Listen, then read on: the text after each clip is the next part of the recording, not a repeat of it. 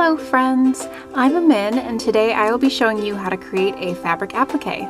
This is something that many people were interested in on my Noah cosplay, so I decided to share my method with all of you. Anime and video game character designers love to put in unusual shapes and embellishments that would be difficult, if not impossible, to seam together. And fabric appliques are a wonderful solution that allow you to not only avoid the hassles involved with painting, but also be able to match other fabric elements of the costume exactly. There are many different ways to create fabric appliques, but I'll be showing you the method that I found that works best for me. First off, your materials. You will need to create a pattern for your applique. As a tribute to my ultimate weaveness, I am making a tack-on-free appliques for my example for you guys. I use sturdy craft paper for my patterns, but you can of course use any sort of paper for this. You will also need paper-backed double-sided fusible interfacing. You can also get regular double-sided fusible interfacing, but I have found that the paper backing makes the process a lot easier and allows you to break things down into more steps. This will make a lot more sense later. This particular interfacing is from Joann's, and I tend to buy it by the bolt because I use it for everything. You will also need an iron and of course the fabric you'll be using for your applique. Let's get started! The first step is to trace your pattern onto the paper side of the fusible interfacing. If directionality matters to your piece, having it correct from your view will ultimately make the piece flipped. This can be fixed easily by flipping the pattern piece over. Look how pretty that is! Let me just fix this up a little bit. Once that is done, you can cut it out. With the iron on the settings recommended by the interfacing you are using, now apply the interfacing, glue side down onto your fabric. Don't forget a pressing cloth. If your fabric has a right and wrong side, make sure you are putting this on the back side of your fabric. Then you can cut around the paper to free your shape from the fabric. Look at how cool it is. You're doing great. Can you smell my weaviness yet?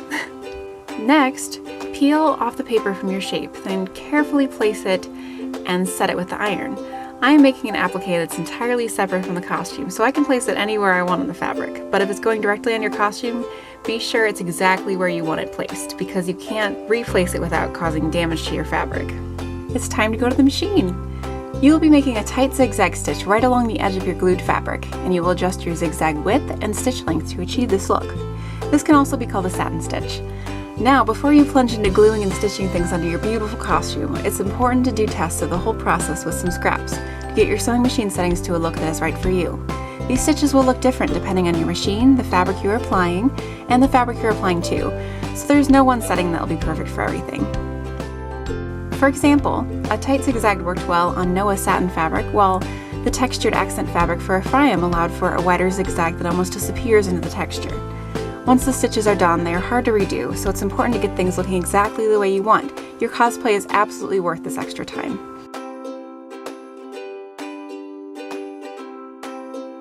Once you are done, you can trim your tails, and this step is complete. If this is going to be a separate piece, like this one is, you can cut just outside of your satin stitching. If your fabric choice is prone to fraying, go ahead and put a little bit of fray check along the edges to keep everything looking nice. Making your applique as a separate piece is something I actually recommend if you are going to be placing it over a seam and your fabric is on the thin side. Let's look at this sad example of how bad this can look. You can see the indents of where it went over seams, and because the fabric is thin, the color changes that the underneath layers show through as well. It isn't a pretty look. For an example of a good application of a separate piece, I made a separate applique for the crosses part of my Noah cosplay, as it had to go over seams as well as a cord, and this helped make everything appear far cleaner and smooth.